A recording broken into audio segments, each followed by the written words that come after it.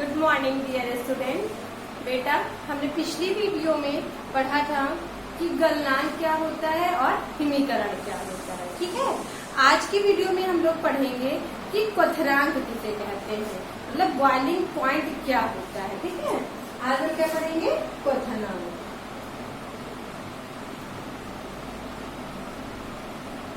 क्वथनांक boiling point, क्वथनांक बिंदु। ठीक है, चलिए बॉइलिंग पॉइंट। क्वथनांक क्या होता है इसके बारे में हम पढ़ेंगे।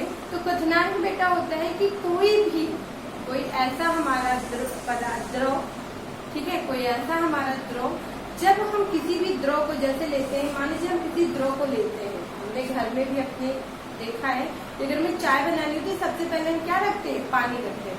तो जब हम किसी द्रव को लेते हैं और द्रव को लेने के बाद क्या करते हैं, उसको हम टेम्परेचर देते हैं, तापमान देते हैं। जब हम नीचे से क्या होता है, वो धीरे धीरे पहले गर्म होता है। ठीक, गर्म होने के बाद क्या होता है? गर्म होने के बाद क्या होता है कि उसमें से बुलबुले उठने लगते हैं। मतलब ये हमें पता चल जाता है कि ये पूरी तरह से बॉयल हो चुका है, बॉयल होने लगा है। तो जब किसी भी द्रव में जब बुलबुले उठने लगते हैं तो वो जो हमारा टेम्परेचर होता है, जिस टेम्परेचर पे बुलबुले उठने लगते हैं किसी भी द्रव में, वो बॉयल होने लगता है, उसे हम क्वथनांक कहते हैं। अगर हम ये कहें कि मान लीजिए हमने कोई द्रव लिया, उसे टेम्परेचर दे, तो जो टेम्परेचर हमारा, टेम्परेचर को क्या कर लेंगे? नोट कर लेंगे। तो वो टेम्परेचर हमारा क्या हो जाएगा? Boiling point. उसे हम क्या कर लेंगे? उस टेम्परेचर को बॉइलिंग पॉइंट कह देंगे। किस टेम्परेचर को? जिसपे कोई भी द्रव वाष्प के रूप में कन्वर्ट होने वाला हो, उस टेम्परेचर को हम क्या करेंगे? Boiling point. और उस कंडीशन को, उस पूरी की पूरी प्रोसेस को हम कहते हैं क्वथनांक। क्वथनांक हम किसे कहते हैं? जब कोई द्रव को हम एक निश्चित ताप देने पे वो क्या होता है? वाष्प के रूप में परिवर्तित होने लगे, तो उसे हम क्या कह सकते हैं? क्वथनांक कहते हैं। और जिस ताप पर वो वाष्प के रूप में परिवर्तित होता है, उस ताप को, उस टेम्परेचर को हम उसका बॉइलिंग पॉइंट कहते हैं। ठीक, जैसे आप लोग जानते हैं कि वाटर का बॉइलिंग पॉइंट कितना होता है? वाटर का बॉइलिंग पॉइंट होता है 100 डिग्री सेल्सियस। हमें पता है कि वाटर जो है 100 डिग्री सेल्सियस पे बॉयल होने लगता है, तो इसका क्वथनांक कितना होगा? 100 डिग्री सेल्सियस। ऐसे ही हर चीज का अलग अलग बॉइलिंग पॉइंट होता है। ठीक, तो हम लोगों ने देखा क्वथनांक और क्वथनांक बिंदु। ठीक, समझ में आ गया कि कोई भी द्रव जिस निश्चित ताप पर वाष्प के रूप में परिवर्तित होने लगे, उसे उसका क्वथनांक बिंदु कहते हैं। और उस पूरी की पूरी प्रोसेस को हम क्वथनांक कहते हैं। समझ में आ गया आप लोग को? ठीक है, तो अब हम अगला देखते हैं कि हमें क्या पढ़ना है। हमने क्वथनांक तो पढ़ लिया। ठीक, अब हमारा एक टॉपिक रह गया छोटा सा, एक टॉपिक और है ऊर्ध्वापातन। क्या है? ऊर्ध्वापातन। ऊर्ध्वापातन क्या कहते हैं? इसको बेटा कहते हैं सब्लिमेशन। ठीक, हम हमें देखना है कि सब्लिमेशन क्या होता है। What is the sublimation? ऊर्ध्वापातन किसे कहते हैं? ठीक, तो ऊर्ध्वापातन में क्या होता है कि जब कोई भी ठोस पदार्थ क्या हो कि वो द्रव के रूप में ना आए, डायरेक्ट वो किसमें? वाष्प के रूप में कन्वर्ट हो जाए, तो उसे हम कहते हैं ऊर्ध्वापातन। क्या कहते हैं? जब कोई पदार्थ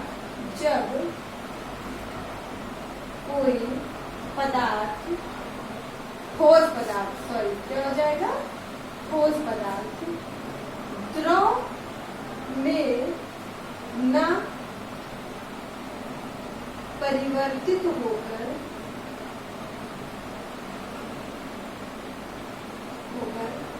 सीधे गैस में अवस्था में या वाष्प अवस्था में परिवर्तित हो जाए,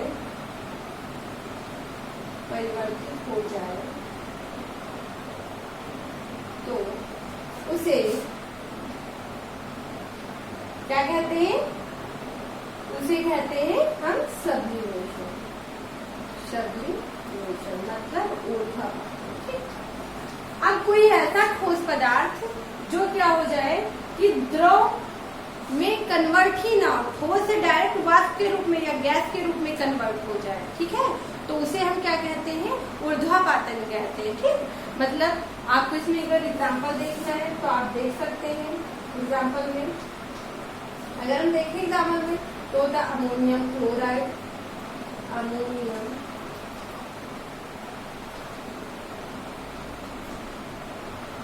क्लोराइड, ठीक, इसको हम नौशादर भी कहते हैं, नौशादर।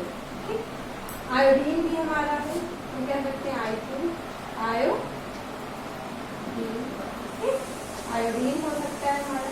एक आपसे यूज भी करते हैं कपूर, कपूर को कभी द्रव के रूप में आप लोगों ने देखा है, नहीं देखा, क्यों, क्योंकि कपूर जो हमारा होता है वो क्या होता है, पहले हमारा ठोस में होता है, ठीक, फिर डायरेक्टली वाष्प के रूप में या गैस के रूप में कन्वर्ट, जैसे स्मेल लेते हैं गैस के फॉर्म में तो निकलता है। तो ये सब हमारे किसके ऊर्ध्वापातन के एग्जाम्पल है। ठीक है, ऊर्ध्वापातन किसे कहते हैं बेटा, जब कोई ठोस पदार्थ द्रव में ना आकर डायरेक्ट किसमें सीधे वो वाष्प या गैस के रूप में कन्वर्ट हो जाए, परिवर्तित हो जाए, तो उसे हम ऊर्ध्वापातन कहते हैं। एग्जाम्पल में हमने बताया अमोनियम क्लोराइड, आयोडीन और क्या है, कपूर, ये सारे हमारे ऊर्ध्वापातन के एग्जाम्पल हैं। ठीक है, अब हम एक और इसी में है निक्षेपण। क्या है, निक्षेपण, यहाँ जरा समझिएगा, निक्षेपण। ठीक, निक्षेपण कुछ नहीं, बस इसी का एक अलग थोड़ा सा डिफरेंट रूप है। निक्षेपण में क्या है कि ये कहा गया है कि अगर वो जो वाष्प के रूप में कन्वर्ट हो जाता है, वो क्या करें, उसको अगर हम ठंडा करें तो वो पुनः ठोस के रूप में कन्वर्ट हो जाता है वाष्प, तो उसे हम निक्षेपण कहते हैं। मतलब वाष्प क्या होता है, वाष्प को ठंडा करने पर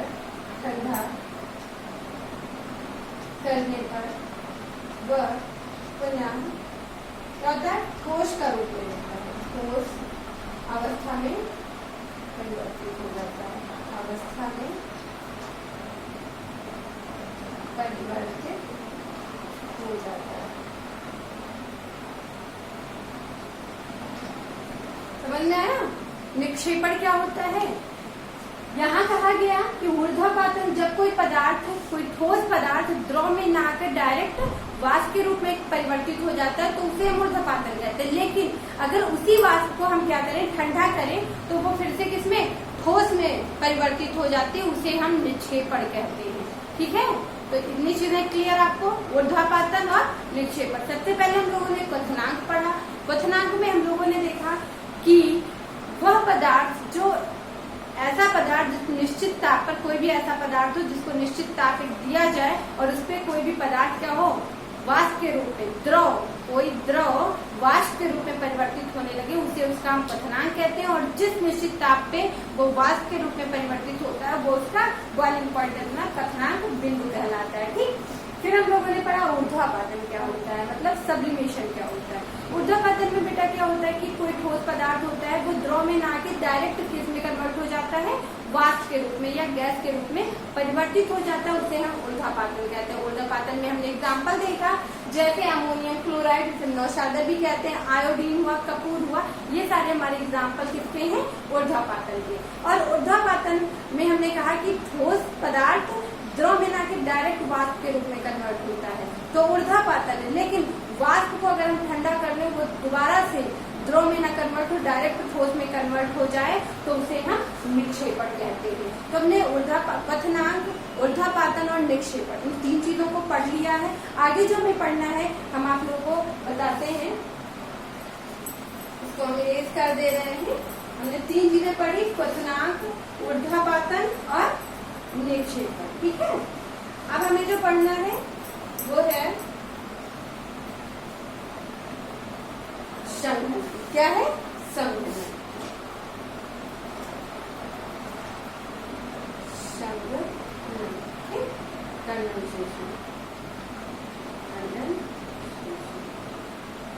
संघनन, संघनन क्या होता है, हम लोग जानते हैं कि संघनन क्या होता है। संघनन के बारे में हम लोग को पढ़ना है।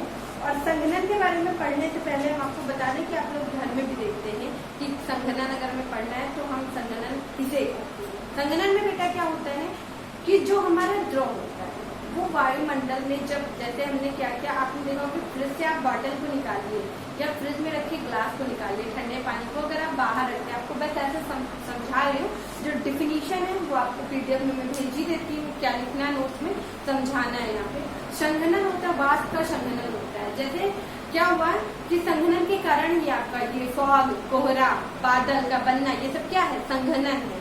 क्यों, कैसे समझेंगे कि जैसे अगर आप फ्रिज में एक ग्लास पानी रख दीजिए, ठीक, फिर क्या करते हैं, अगर आप उस ग्लास को बाहर निकालिए, थोड़ी देर के लिए बाहर रख दीजिए, तो आपने देखा उन ग्लास में छोटी छोटी पानी की बूंदे दिखाई देती है। तो वो क्या, संघनन के कारण क्या होता है कि वो वाटर जो आपने बाहर निकाल के रखा, तो जो वायुमंडल में उपस्थित वाष्प होती है वो क्या होती है, संघनित होकर उस पर छोटी छोटी बूंद के रूप में आपको दिखाई पड़ने लगती है, चाहे वो बॉटल हो या ग्लास। तो उसे ही हम संघनन या कंडेंसेशन कहते हैं।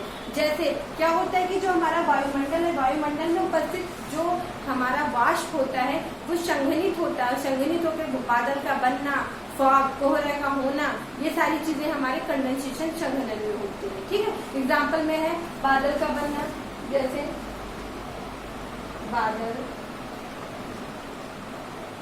का बनना, ठीक, कोहरा, फॉग, ठीक, कोहरा, तो ये सब क्या है, ये सब संघनन के उदाहरण है। क्या होती है कि वायुमंडल की जो वाष्प होती है बेटा, ये संघनित होकर क्या करती है, बादल बना देती है, और संघनित होती है जो वाष्प, जो ज्यादा जल वाष्प हो जाती है, तो ये अधिक मात्रा में संघनित होकर क्या करती है, कोहरा नाम हो जाता है उसका, कोहरा का रूप ले लेती है। तो इसी को हम कंडेंसेशन वाष्प कहते हैं। ठीक है, संघनन। आप लोगों को हमने इससे पहले की वीडियो में एक ऐसे फ्लो चार्ट बनाया था, ध्यान होगा आपको, ठोस, द्रव, गैस, ऐसे ही बनाया होगा, क्यों बेटा, और उसी में आपको हमने प्रोसेस समझा दी थी। ठीक है, तो उसमें ये सारे डिफिनीशन आ गए, क्या क्या, गलनांक किसे कहते हैं और हिमांक किसे कहते हैं या हिमीकरण किसे कहते हैं, हम लोगों ने पढ़ा। क्वथनांक किसे कहते हैं, क्वथनांक के बाद हम लोगों ने ऊर्ध्वापातन, निक्षेपण और फिर संघनन, इतने टॉपिक को आज हम लोगों ने डिस्कस कर लिया। कल जो हमें वीडियो में पढ़ना है, नेक्स्ट वीडियो में पढ़ना है, वो बेटा हमें पढ़ना है, हमने वाष्पन आप लोगों ने पढ़ा है, वाष्पीकरण और वाष्पन के बारे में। तो वाष्पीकरण जब आपको पढ़ाएंगे कल, तो वाष्पीकरण के साथ साथ में वो थोड़ा सा लेंदी टॉपिक है, वाष्पीकरण और उसको प्रभावित करने वाले कारक, वो एक साथ ही आपको पढ़ाना है। तो आज की वीडियो में इतना ही, थैंक यू।